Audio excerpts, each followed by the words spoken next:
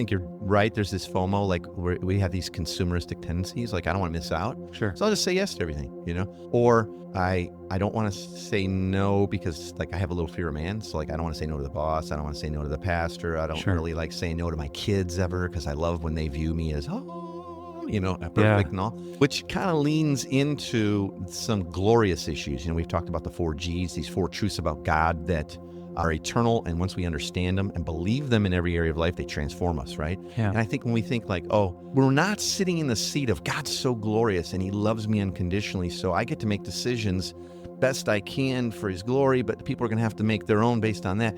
Well, if God's not glorious, and like right now Heath's asking me, hey dude, could you do this for me, or can you help me with this, or can you just sign up for that? And I'm like, oh, I need Heath's approval. I don't want to lose it. He's pretty glorious right now. Same thing with not believing in grace. If we don't really sit and believe in grace, and I'll just be honest, this is like, for me, this is a well-worn sore spot and groove. Okay. When you don't believe in grace, you're always trying to prove yourself worthy or valuable or lovable. Sure. And so you sign up for everything, you try to over-deliver, but it comes at some costs, It comes at some costs.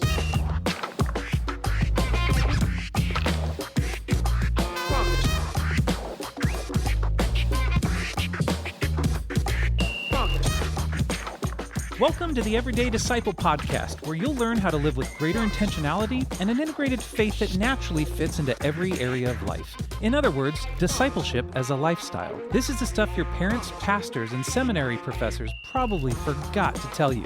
And now, here's your host, Caesar Kalinowski. My brother Heath, Hey, man. good to be with you as always.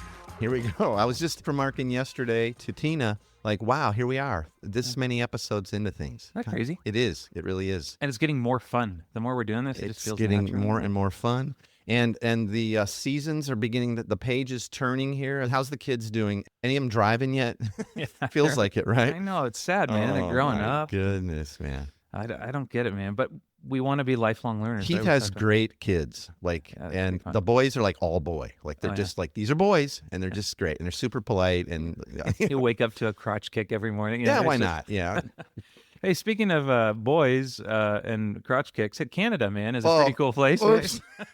There's a hard transition. Love you, Canada. We love Canada. We really do. I've thought about moving there many times, and one of our reviews this week comes from Canada. It's a bizarre username, but I'm not going to judge it. It's J*****7 from Canada that says, I've learned so much from this podcast, had so many great discussions with friends and family about content in these shows. It's relevant, speaks to the heart. It's fun to listen to. So thanks, J******. I really appreciate the reviews. It's very encouraging. I know. Many man. stars. That's Give so you many cool. stars there, Jay. Hey, today we're talking about maybe backing out of things that we've said yes How to, to say and how no. to say no better. Yeah. We hate saying no. It's awkward, right? Like, I mean, I guess there's no people where everything's no. Like my old man was that way kind of growing up. Everything was no, and you just kind of knew it, and then you'd leave for a little while, and then you'd come over. Let's talk about that. I guess you could sleep over after all. It's the initial no, yeah. He was kind of a no guy. Yeah. Well, we live in a culture, I hear this quite a bit, the FOMO culture, the fear of missing out. And I've had many friends, and I've also been the culprit of overbooking my life to this point where we don't really allow any time for rest or relaxation or even spontaneity, which is super important. Mm-hmm. And it doesn't appear that the world has always worked this way. So what do you think's going on with us, man? Why do you think it's so hard for some people to just say no? Well, I'm going to ask you, my friend, because as I was preparing for this episode, I was your picture in my mind's eye, because you are a busy fella. Yeah, you are a busy fella, and I'm hoping in here for both of us, there's some learning and some finding out about how to say no. Because you're a very busy dude. So what's going on? I think for one, I think you're right. There's this FOMO, like we have these consumeristic tendencies. Like I don't want to miss out. Sure. So I'll just say yes to everything. Or I don't want to say no because like I have a little fear of man. So like I don't want to say no to the boss. I don't want to say no to the pastor. I don't really like saying no to my kids ever because I love when they view me as perfect and all, which kind of leans into some glorious issues. We've talked about the 4 G's, these 4 truths about God that are eternal, and once we understand them and believe them in every area of life, they transform us, right? Yeah. And I think when we think like, oh, we're not sitting in the seat of God's so glorious and he loves me unconditionally, so I get to make decisions best I can for his glory, but people are going to have to make their own based on that. Well, if God's not glorious, and like right now Heath's asking me, hey dude, could you do this for me, or can you help me with this, or can you just sign up for that? and I'm like, oh, I need his approval. I don't want to lose it. He's pretty glorious right now. Same thing with not believing in grace. If we don't really sit in belief in grace, and I'll just be honest, this is like, for me, this is a well-worn sore spot and groove. Okay. When you don't believe in grace, you're always trying to prove yourself worthy or valuable or lovable. Sure. And so you sign up for everything, you try to over-deliver, but it comes at some costs, you know? It comes does, at man. some costs. Yeah. So I've got, recently I did this thing. Every summer I do a margarita trip down the river where we float the river, and had a bunch of people sign is up. this where you bust me for not going? Yeah, I don't I really you do missed the out, river. man. I don't do the river thing much. It's you know, And you I should. don't like margaritas. I was going to say tequila. Anyway. But you know, I had a bunch of people that were signed up to come. Last minute, everyone bails out, and I even had one friend that said his wife said, "You know what? He never really even planned on going." Careful. They're going to hear this and know who they are. No. Don't be passive aggressive. It's like, yeah. But he said, yeah, I signed up. I'm excited about going. And then his wife's like, he told me he never had any intention of going. He just didn't want to say no to you, which is like, oh, that kind of sucks. It's what I was just saying. So there's a glorious issue. Maybe there was some fear of missing out. Like, hey, maybe it'll work out. That would be fun. But I don't want to say no to Heath because I know it's important to him. And so really it's, you know what I'm going to say? I don't know who your friend is, so I can say this purely. Sure. It's a bit of selfishness. In other words, I love me more than I love you. So I'll say yes with very little intention of keeping my yes. Because I love myself more. Yeah. Yeah. So what do you think, you think that's what they're ultimately communicating, is that self-love a little bit more than even... Yeah, and it's not even like they sit there and thinking like, okay, wait a minute, I love me more than I love you. Sure. But Hope that's not. what's going on. You know, that's what's going on. Self-preservation in a sense. Well, one of the things we like to do on the podcast is always kind of look back and see what Jesus has said or what Scripture kind of talks to and addresses. It's not a new issue. Yeah, and it's funny because people are like, man, I hear a lot of times in the comments people going, you know, you guys hit these topics that I've never thought Scripture or identity spoken to, and you're touching on it. So what do you think the Bible has to say about maybe even our yes being yes when it comes to so we all know that verse, right, from Matthew 5, you know, let your yes be yes and your no be no. Yep. And boom, you can just take it at that, right? I was digging into that and kind of meditating, thinking about that verse, getting ready for this episode. Sure. And then I come across Eugene Peterson's The Message version of this, and I kind of dig it. So that verse, that famous verse about let your yes be yes, is Matthew 5:35, I think, or 37. Yep. But you know how the Message, it kind of puts it all together. Let me read the passage around it, and I love it because it gives it a lot of light. It says, don't say anything you don't mean. Okay, so there you go. This counsel's embedded deep in our traditions. And so if you do really deep digging into the Hebrew, you're going to find out, like, let your yes be yes, let your no be no. Don't make crazy oaths.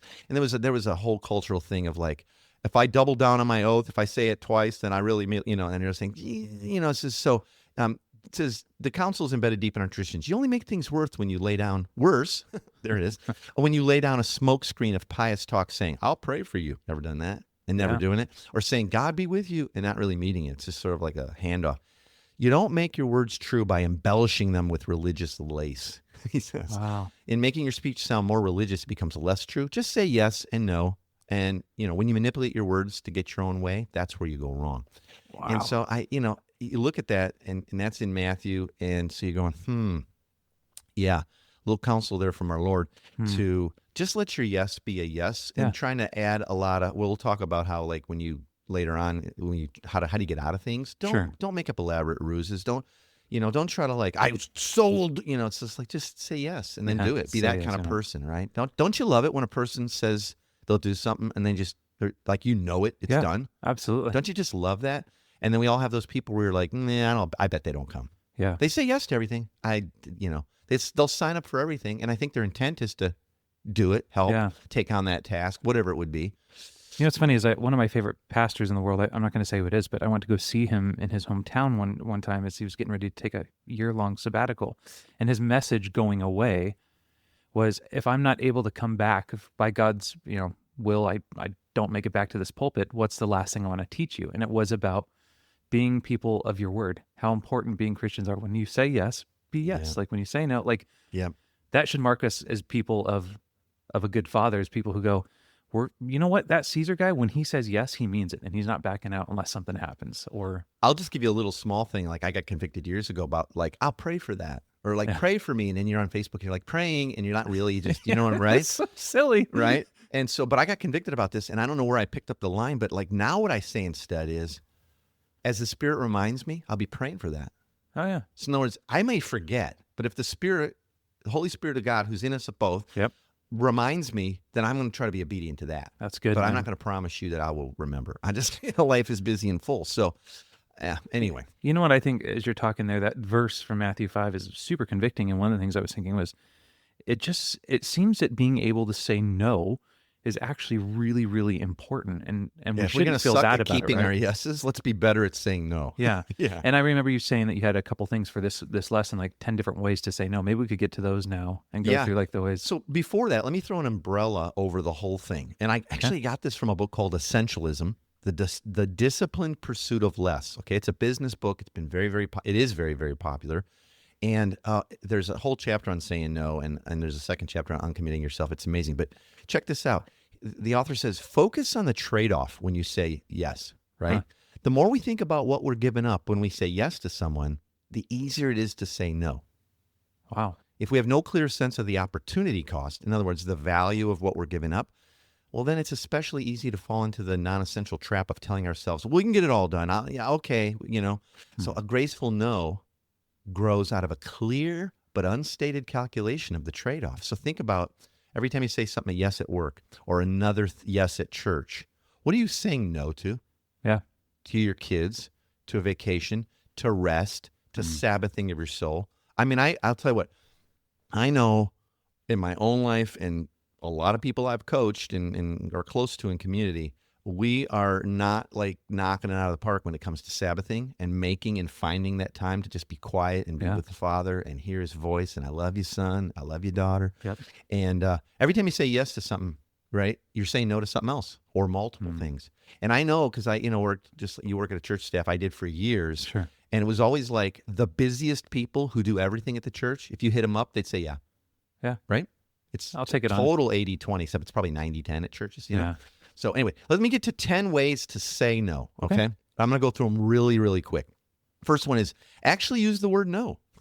Don't waffle on it. Like, don't say, well, no, I don't know, or I'm not sure, or maybe next time, or maybe I can. I'll try, or whatever. Sure. The word no is super powerful, so just use it, okay? Or if you just can't because you want to be extra polite, second thing is use a firm but polite alternative. I appreciate your time or asking me to do that, but no thank you. No thanks, not today. Or, I'm afraid I can't. Yeah. Now, I'm not really into, just be honest, right? I'm not really into decoupage. I think I'm going to pass on that. But thanks for asking. I appreciate the invite. So here's the third one. Don't Seinfeld it.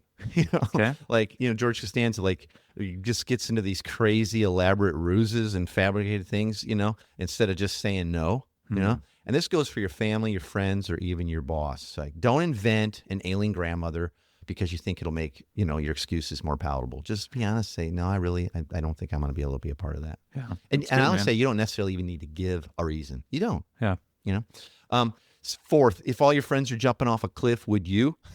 It's easier to fall into the trap of saying yes to everything if everybody else is saying yes. Yeah. So they're going around the room, in a staff meeting or this or that, and you're like, no, I don't really want to do that.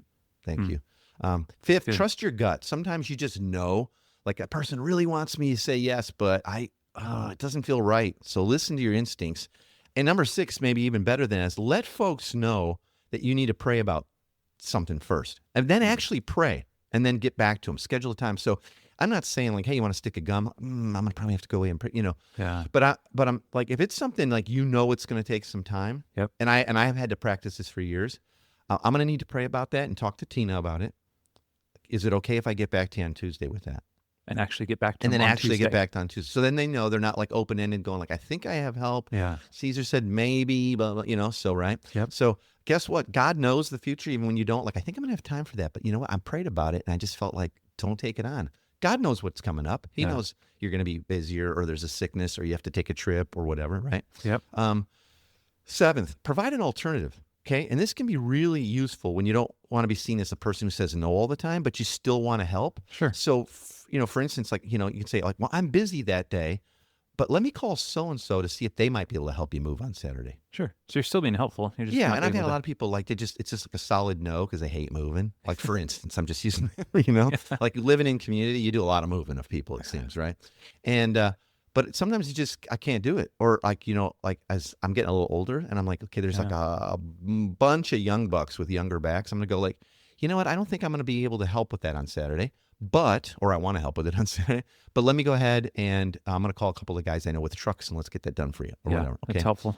8, you could say this, I'm flattered that you'd ask me that, but no, thank you. Yeah. Right? Sometimes you need to acknowledge that's a big deal. And that person coming to you, they think highly of you. Thank you so much for that, Heath. But sure, I'm going to have to say no on that. Yeah. Okay. 9th, you might have to preface it sometimes. Like, I know this isn't the answer you're hoping for, but I'm not going to be able to say yes to that. Huh. You just, you kind of preface it. You soften that. It's polite. It's gracious. It's that you don't leave them wondering like, oh, I thought Heath liked me. Whatever. Sure. And then like this is kind of a work thing. You might have to say like, let me know if you want me to reshuffle some other priorities because right now I wouldn't be able to handle it, but you're the boss. So if you want me to do that, I'm happy to. Yep. Which things do you think I should go ahead and set down? Yep. And let them decide that for you. Yeah, that sounds really interesting. I'd be happy to do it, but that means I won't be able to get XYZ done by Friday like you asked. Yep. Which do you want me to do? Yeah. Well, I want both. Yeah, it won't happen. Sure. But I'm letting you make the call. Notice, like, guard your health. Now, here's a bonus one. I said 10, but here's a bonus one for telemarketers when they call. Just go, I'm good. Here we go. I'm happy. I'm all set. That's good. Yeah, and please add me to do not call this, all right? You are right. That is a great way to say, you know what, I'm all set. I don't need it. And when I hang up, I go into my iPhone and hit, don't let that number contact me again. Yeah. Then I have to say no every time. Yeah, that's right. I just said no forever. Yeah. Hey, what do you think the best way is to handle things? Because saying no is one thing, but there are times, and many of us now might be being convicted by what you're saying, that we've already committed to something or something changed and we need to back out of something we've already committed to. You have any thoughts on how to handle some of that? Yeah, I do actually, because there again, you want to be above board, you want to have integrity. So here again, here's the overarching of this before I give you some ways to do it. Start by asking yourself though, and maybe ask a close friend or your spouse if you're regularly overcommitting and consistently having to back out of things. Yeah. Like, hey, there's a couple of things I got to get a hold of people and I got to back out of, but do I do that a lot? Yeah. Like, or ask yourself that, or ask someone close to you. Like, am I constantly overcommitting? Yeah, totally are. Let me pray about that. It's good, man. That takes you back to the no side of it. So start by doing a little bit of heart work there, and then maybe ask yourself the thing behind the thing. Like, why am I saying? Is it fear of man? Is it like, well, I don't think so. Yeah, it probably is, right? Yep. So, but here's some things. If you do need to back out, and there are going to be times, but if you feel like you do, but you realize you have been, saying yes or backing out of too many things, you might just need to suck it up and keep that commitment. That's good. Right? Be a person of your word. Yeah. Yeah. Sometimes you just do. Like, I really don't want to. So you don't know this. You don't know this story, but like our last Cigar and Theologies was at your house. Yeah. And it was just last Friday. Yeah. And I was, Tina and I had been babysitting for like 36 hours. And I was just tired. I was just kind of fried. And I was just like, man, it'd be good to catch up on some shows, or whatever, right? Not go out. Yeah, just not go out, And then my mind started looking for a good excuse because I love you and I love the guys and I didn't want to bail, but I was like, I really want to bail, Yeah. And then guess what? Like, I was presented with a good opportunity to bail out. Something came up and we were still babysitting, but it was supposed to be done in time. But they were like, we're going to be super, super late. And I was like, oh, there's my out. Huh. Yeah. But I thought, I should pray about this. I'll go all spiritual on everybody here. But I said, Lord, this is such a good thing. We do it. I love the guys. I'm just not feeling like I should go. Give me some encouragement, some zip or something, new. And literally over the next 20 minutes, I was like, no, I really want to go. I think I'm going to go. I'm going, even though I had the good excuse, I just went. It turned out to be what a great night. Yeah, that's great. And I just, we didn't go super crazy deep into theology, but it was just good old school fellowship. And I came home and I told Tina right away, like, I really needed that. Just hanging with some guys and being, safe. Yeah. And I was going to bail, right? And the Spirit was like, nah, stick with it. Yeah. And so sometimes you just need to suck it up, pray about it, and ask for the second thing. When you do have to back out of something, be honest. Don't lie about it or shade the truth. That's so easy to do. People don't know, but, it only makes it worse though. And I think people do know. I think people very often kind of see through our smoke screen. Most people aren't great liars, but we don't want to be liars. And it can hurt your integrity and it can hurt your reputation. When I was doing a little research on this, I ran into a little clip of something that perfectly illustrates that. Hey, Sally, Hi, hon. Hi. Oh my God. I know. Look, I'm so sorry. I know we're supposed to hang out tonight, but I am so sick. It is coming out of both ends. Yeah, I had oysters last night. It's not a pretty sight. I'm telling you, I'm disgusting right now. Totally can't hang out. Do you hate me? No? Okay, good. I'm so sorry. I can't wait to see you soon. Yes. Okay. Love you so much. I'm so sorry to do this. If I wasn't sick, I would so love to hang out tonight. Okay, baby. All right. Love you. Bye.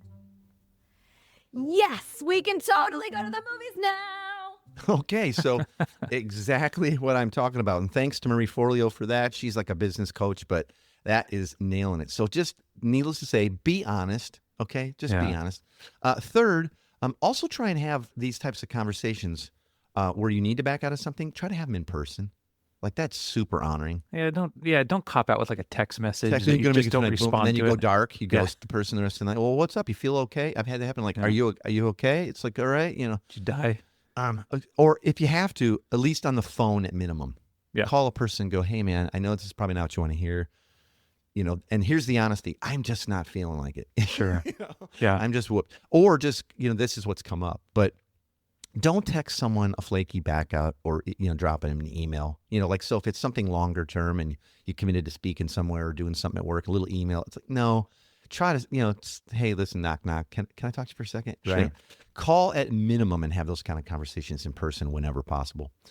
Fourth one here is when you have to do it too, and you want to be gracious, you know, you want to back out graciously. This I call the good news sandwich, or maybe some people call it the bad news sandwich. What you do is you want to start out with some good news, and then you kind of give them the not gonna make it, and then end with some good news, right? You know? Yeah. So you kind of put the bad news as the meat in between. Sure. Now that's not trying to trick people and be weird. It's just being gracious. And I'll tell you, like in business, I have to use it all the time. Sure. But in ministry as well. So for instance, okay, here's the good news: the bread. Hey, you know that thing you invited me to do? That is super awesome. I'm flattered to do it. I know it's going to be a blessing to a whole lot of people. Okay, here's the bad news part. And when I committed to it, I really wanted to be a part of that and all of its awesomeness. And I hate it, but ... You know, like things have changed Sure. or this has come up, whatever. And unfortunately, I'm not going to be able to be a part of it. And I know that may put you in inconvenience. I'm really, really sorry. I hope you can understand, and I hope you can forgive me. That's the bad news. And then here's the good news: the bread again. But I know that, you know, XYZ, it's going to be awesome. And I really wish I had been able to be a part of it. Let me know if there's any other way I can help you. Yeah. I really appreciate you. So then the bookends are both good news. And Yeah, a little right. So good disappointment news in the sandwich, middle. bad news, however you want to say it. Yeah. So, and then here's the other thing. Be sure to uncommit as soon as you realize you're going to need to back out of something. Don't procrastinate, make things worse for the other person. Yeah. 10 minutes before someone's at your house. Which, you know, happens all the time. It's like, dude, I ain't going to be able to do that. It's like, well, what, you know. Yeah. So That's good, man. Anyway. You know, one thing I'm thinking of is just being a dad. And like you said, my kids are awesome. Four kids looking up to me and Kathleen. And if I'm not being honest, you're at the stage, bro, these boys look at you like you freaking hung the moon. I know. They It's just crazy. do, you know, when you speak to them, and they do, you know, they're at that age where it's like, Dad. And they're learning and they're asking questions and they're seeing the things that I say to people, and they'll catch me 10 minutes later and go, hey, why did you say this when you told me this earlier? You know, and it's like, oh, it's convicting, right? So, or you don't want to say no, so you kind of go, well, maybe later we'll do that, and then they're like, now we're doing it now, yeah, we're doing it now. we're getting now. milkshakes, right? No, Oh, never bring it up. Yeah, never never. bring it up. So when I'm loose with my commitments or when I'm overcommitting, I know my kids are watching that, they're taking notes, and I want to raise them to be people who are truthful in their word. And you mentioned a story the other day that you're like, when I was telling you this, you're like, I got to read you this story. Yeah. Let's share it on the show. So would you? Again, so it comes from this book, Essentialism, but it perfectly illustrates this story. Okay. So I'm going to read this, so it'll sound like I'm reading it, but it's so good. So it says, a woman named Cynthia once told me a story about the time her father had made plans to take her on a night out in San Francisco. The 12-year-old Cynthia and her father had been planning this daddy-daughter date for months. They had a whole itinerary planned down to the minute. She would attend the last hour of his presentation, so she was in town with him while he was doing a speaking gig, and then meet him at the back of the room at about 4:30 so they could leave quickly before everyone tried to talk to him. They'd catch a trolley car to Chinatown, eat Chinese food, which is both their favorites, shop for a souvenir, see the sights for a while, and then catch a flick, as her dad liked to say. Then they would grab a taxi back to the hotel, jump in the pool for a quick swim. Her dad was famous for sneaking into the pool when it was closed, and then order hot punch sundae from room service, watch the Late Late Show. And they had discussed these details over and over before they left. The anticipation was one of the best parts of the whole experience. Wow. So she goes on. This was all going according to plan until her father was leaving the convention center. He ran into an old college friend and business associate, and it had been years since they'd seen each other. And Cynthia watched as they embraced enthusiastically. His friend said, in effect, "I'm so glad you're going to be doing some work with our company now. When Lois and I heard about it, we thought, that's going to be perfect. And we want to invite you, and of course, Cynthia, his daughter, to get a spectacular seafood dinner with us down at the wharf tonight." Huh. Cynthia's father responded, "Bob, it's so great to see you. Dinner at the wharf sounds great." Cynthia was crestfallen. She was so bummed. Her daydreams of trolley rides and ice cream sundaes evaporated in an instant. Wow. Plus, she hated seafood, and she said I just imagine how bored she'd be sitting there listening to adults talk all night. So, but then her father continued. He says, "But tonight, Cynthia and I have a special date planned, don't we?" He winked at Cynthia, grabbed her hand, and they ran out the door. And he continued with that, what became an unforgettable night in San Francisco for her. Now, as it happens, this girl, Cynthia, her father is the management guru, Stephen Covey. And a lot of people have heard of him, did 7 Habits, right? So this guy is a super, super busy guy. And when she told this story to the author, Stephen Covey had just passed. She said that night when that happened, it bonded her and her father together in a way, her heart to her father in a way that she never forgot. He's not a perfect dad, but she knew, my dad keeps his word and he prioritizes me and what he has said to me over business and, ministry or whatever, Yeah. And wow.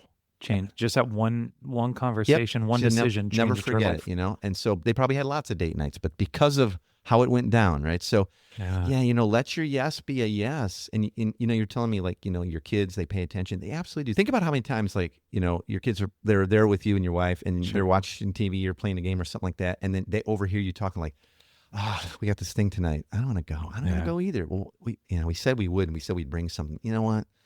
I'm just going to call them and tell them I'm not feeling good. I've kind of had a headache all day. And the kids are hearing this, right? They're watching. You're right. So anyway, let's let our yes be yes. And man, I guess I want to say all the time, but especially with your kids. Ooh, man.